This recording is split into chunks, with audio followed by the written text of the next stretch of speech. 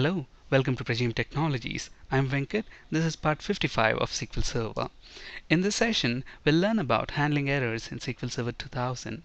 In the next session, we'll talk about how to handle errors in SQL Server 2005 and later versions. Before continuing with the session, I strongly recommend to watch part 18 of this video series where we have covered the basics of stored procedures. With the introduction of try-catch blocks in SQL Server 2005, error handling in SQL Server is similar to programming languages like C# and Java. In SQL Server 2000, to handle errors, we use a system function @error, whereas in SQL Server 2005 and later versions, we can make use of try-catch blocks, which we will talk about in the next session. Sometimes these system functions that begin with @sign are called as global variables. Remember, they are not variables and do not have the same behavior as variables. Instead, they are very similar to functions and should be referred to as functions rather than variables.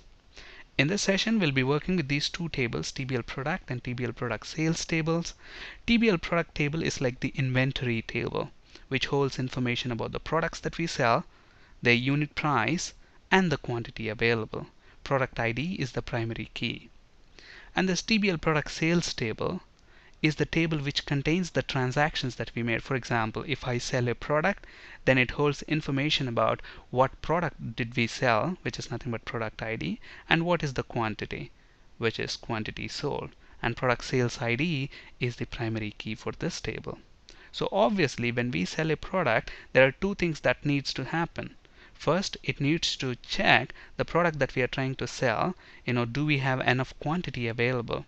Once we determine that, we need to deduct the quantity that we are trying to sell from the quantity available.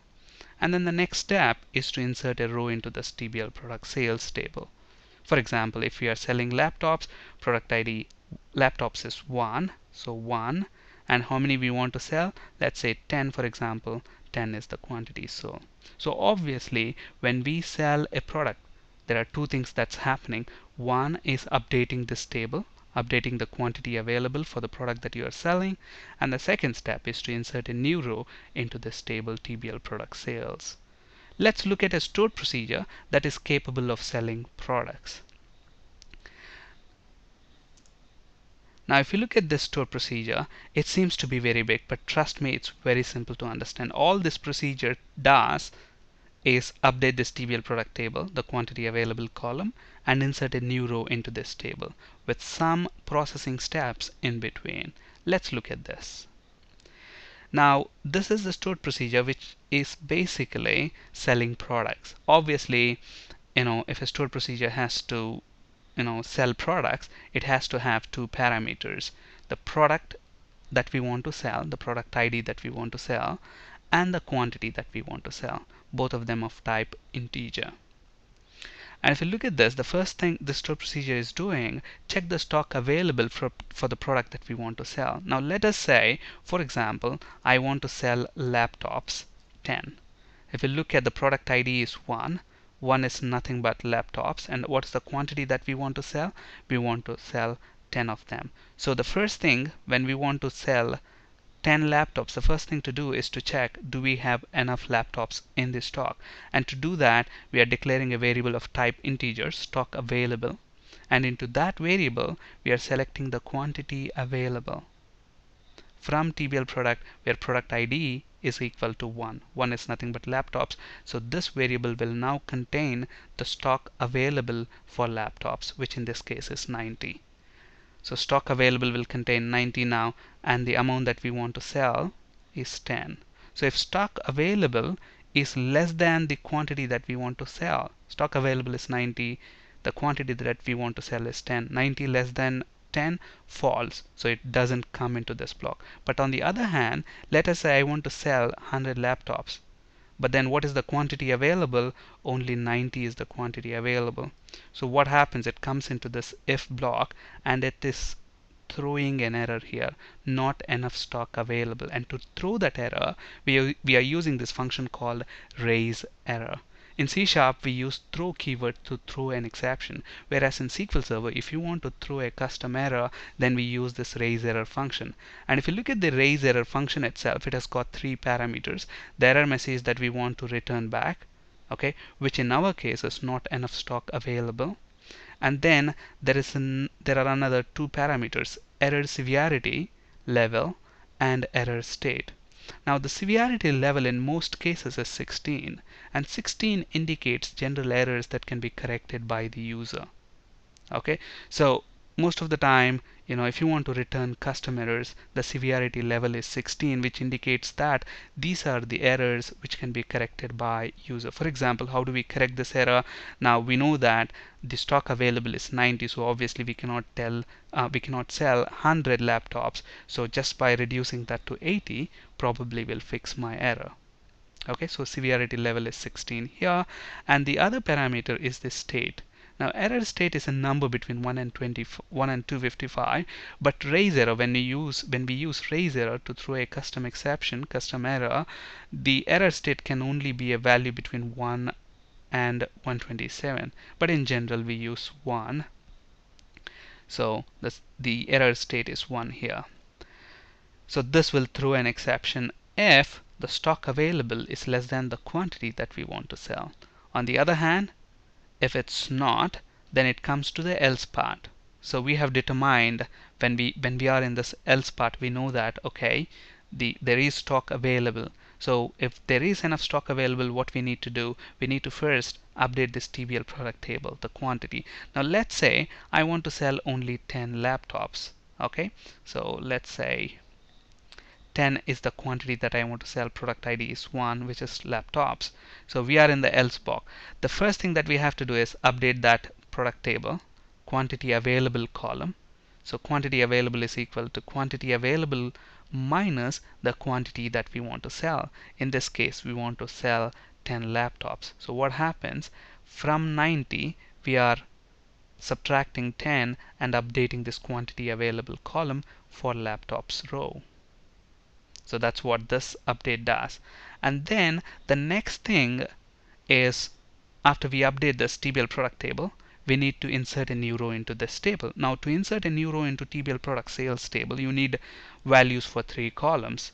Okay, product sales ID, obviously that's the primary key, so you will have to supply that, the product ID and quantity sold. The product ID and quantity sold are coming in as parameters to this procedure. So we have those product ID and quantity sold, 1 and 10. But the third thing is the primary key itself. We need to calculate the primary key for this table that we need to insert. Now already if you look at the key values, we have 1 and 2. So we need to calculate the next primary key, which is 3. And to do that, all we are doing is we are using an aggregate function max, which returns the product, the max of the product sales ID. And then look at this. What we are doing here basically is, if there are no rows, let's say for example this table is empty, we are making our first transaction, for example. Okay, when this table is empty, when you say select max of product sales ID, that will be null. So when that is null, your max product sales ID will also be null. When it is null, instead of storing null in this, we are storing 0. Else whatever is the value. And the reason why we are doing this is because look at the next step. What we are doing, we are actually incrementing that by 1. So if there are rows, okay, 1 and 2, there are 2 rows here, what happens? It checks here, it uses this case statement. When max of product sales ID is null, no, it's not null. If it is not null, then it comes here, max of product sales ID is 2. So our max of product sales ID contains 2, and then we are incrementing that by 1, so it will become 3 here, and the product ID is 1, quantity to sell is 10. But on the other hand, let's say when there are no rows in this table, in that case what happens? Max of product sales ID will be null. If that is null, then we are storing 0 in this max product sales ID. So 0 plus 1 is 1, so the first row will have a 1 of 1 for this column. So that's why we are using this case statement. and then finally what we are doing, we are inserting into this table. It's pretty simple. All you are doing, I mean, there are three steps here. First, check the stock available. If the stock available is less than the quantity that we want to sell, throw an exception. Otherwise, update the product table with the quantity that we are selling, and then compute the next primary key that we want to insert into TBL product sales table, and insert a row into that table. That's about it. Okay, so let's create the store procedure now.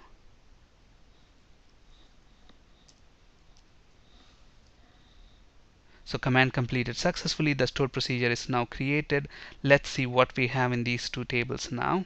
So if you look at this, the quantity available, there are 100 laptops and there are 50 desktops. Laptops product ID is 1, desktops product ID is 2. Now let us say I want to sell, product with ID is equal to 1, 10 is the quantity. So when we press this, what should happen? This quantity available for laptops should become 90, and there should be a new row into this table, TBL product sales table. So execute that. So command completed successfully. Execute this. Look at that. Very good. So 10 decreased from the quantity available. There is a new row here in TBL product sales with product ID is equal to 1, quantity sold is equal to 10, which is as expected. Now let's try to introduce some error into the store procedure. Now intentionally I am getting rid of this line. I'm actually commenting this line. So when we comment this line, look at what's going to happen.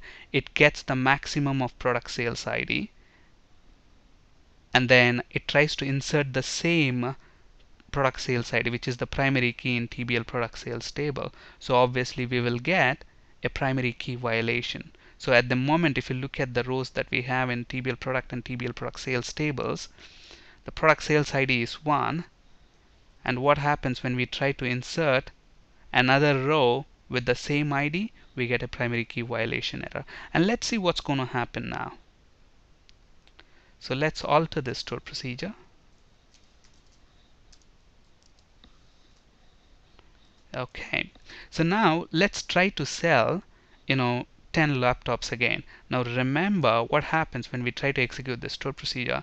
It updates the table, in the sense it reduces the inventory from 90 to 80, but then it will not insert a new row into this table. Let's see that. So if you look at the available stock now, look at this. What's the available stock for laptops? 90. Okay, now when we sell 10 laptops, now what should happen? There should be another row with product ID 1 and quantity sold 10, and then this 90 should become 80. But then remember, we have intentionally introduced an error here. We are not calculating the product, the next primary key value, because of which we get a primary key violation, which means this statement will be successful and this statement will not be successful. And this is inside a transaction. So what happens? This changes will be made and this changes will not be made. So these statements are no longer being treated as a transaction.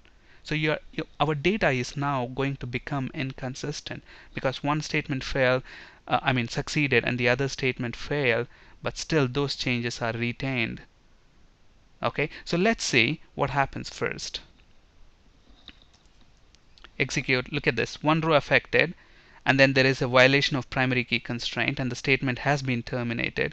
And if you look at this, the product, the quantity available, see, you have reduced the quantity available, but you haven't recorded a sales transaction, which means your update didn't work as expected. Okay, so this update and insert should be treated as a single transaction. Either both of them should succeed, or none of them should work. If one of them fails, the other statement should also be rolled back. Okay, and why were we not able to properly do this transaction? Because we didn't check for errors. So in SQL Server, how can we check for errors? As I told you, we use this system function at error. Let us see how to use that at error system function, and then roll back the transaction if there are errors, and if there are no errors, then we will commit the transaction. But then if you look at the way the stored procedure is written now, it's committing the transaction without even checking for any errors. Okay, so it's saying update this, calculate the max product sales ID, and then insert the row and finally commit the transaction. Okay, but then we'll have to check, okay, when I executed this, did we encounter any errors? When I executed this, did I encounter any errors? When I executed this, did I encounter any errors? When there are, when there is an error whenever you execute either this statement or this statement, then you will have to roll back the entire transaction. If there are no errors, then we commit the transaction. So let us see how to do that using this at error system function. So to do that, what we are basically going to do is I'm going to check if at error is not equal to 0. So basically this system function will contain a non-zero if there is an error. If there is no error, if the statement has successfully executed, then it will contain 0. So if at error is not equal to 0, then that means there was some error. Okay, and remember, if there is an error, we want to roll back this entire transactions. Again, we haven't spoken about transactions yet. We'll be talking about transactions in a great detail in the later sessions of this video series. So if there are errors, we want to say rollback transaction. You can either use the complete word or you can just say rollback tran, just like how we have done here, begin tran, commit tran. On the other hand, if it's equal to 0, then we know there are no errors and we can commit the transaction. So all I'm doing is a simple modification to this. And look at this one. This line is still commented, which means we are going to get that primary key violation. But then since we are checking here for the error condition, and then if there are errors, we are saying roll back the transaction. Okay, so let's see. Let's alter this procedure once again. So now let's go ahead and try to sell 10 of laptops again. Now before we execute that, let's look at the state of the database. So laptops quantity available is 10, and we are trying to sell 10 of them. So what should happen? They should become 70 and a row should be inserted here. But we know when it tries to insert a row into TBL product sales table, we'll get an error. When that happens, we need to even roll back the update that was done to TBL product table. Let's see if that happens. And just so that we know whether if a statement is committed or rolled back, what we will do is we will wrap this inside a begin and end statement. And then we'll also print a message saying that transaction rolled back. So transaction rolled back. And along the same lines, we'll wrap this inside a begin and end. And we'll say transaction committed. So let's alter this.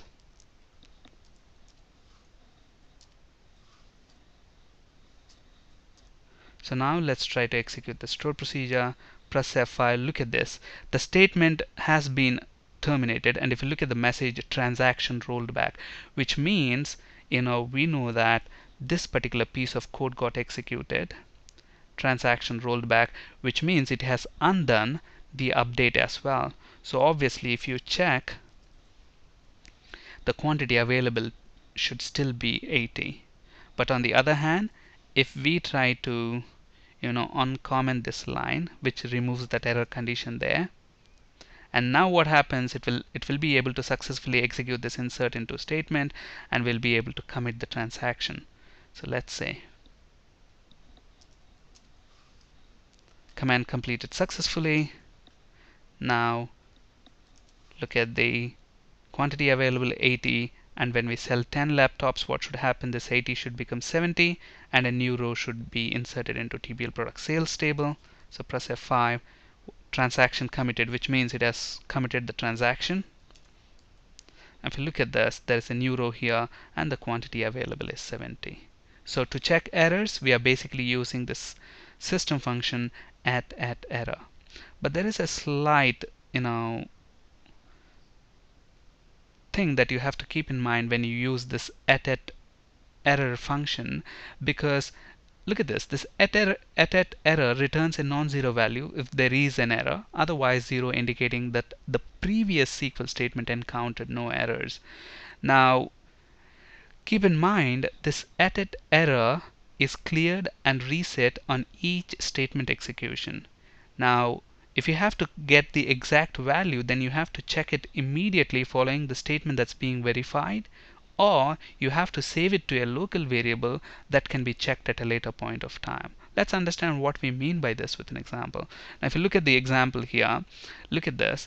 Let's say TBL product table. If you take TBL product table here,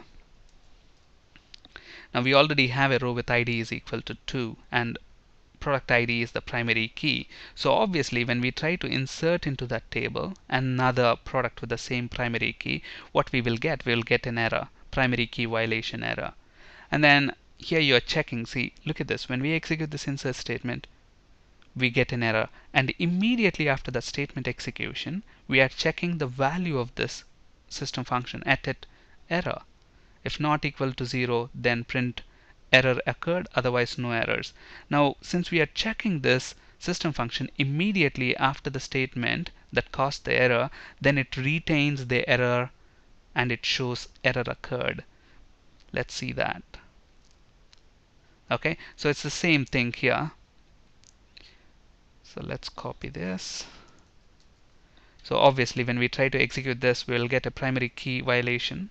When we execute that, look at that, error occurred. So it got in here. But on the other hand, let's look at this statement. So what we are doing here, we are inserting into this table the same query. So obviously we will get a primary key violation error here. But then I'm not checking the value within that system function immediately after that statement execution. After that, after I execute this statement, I have another statement here, select star from TBL product. So now this statement gets successfully executed. When this statement is successfully executed, what happens is the value that is contained in this at error is now reset to 0 because this select statement successfully executed. So at this point, if you check if at error not equal to 0, it will say it will be equal to 0. Why? Because this statement successfully executed. So the value is reset. So obviously now when I run this code, it will say no errors, and that doesn't make sense, right? So that's why anytime you use this at error, you will have to check the value of that immediately. Look at this. At error is cleared and reset on each statement execution. Check it immediately following the statement that's being verified. Or the other option is save it to a local variable that can be checked at a later point of time. So that's what is this one. So we are declaring a variable of type integer at error. This is a local variable. And then when you insert, when you execute that insert statement, which is going to throw that primary key violation error, and then immediately after that, you are storing the value that's present in at error into this local variable. And then you are executing select star from TBL product, which will only reset this global variable, this global system function. But then this local variable contains the value that was, returned by this at error when this statement, when this insert into statement was executed. So at this point of time, you will get what you expect. So here we are saving the value to a local variable at error. So obviously now when we execute this, it's the same code that we have seen. It should print that message saying error occurred. So error occurred. Alright, in the next session we'll see how to use try catch to handle errors in SQL Server 2005 and 2008. On this slide you can find resources for ASP.NET C# and SQL Server interview questions. That's it for today. Thank you for listening. Have a great day.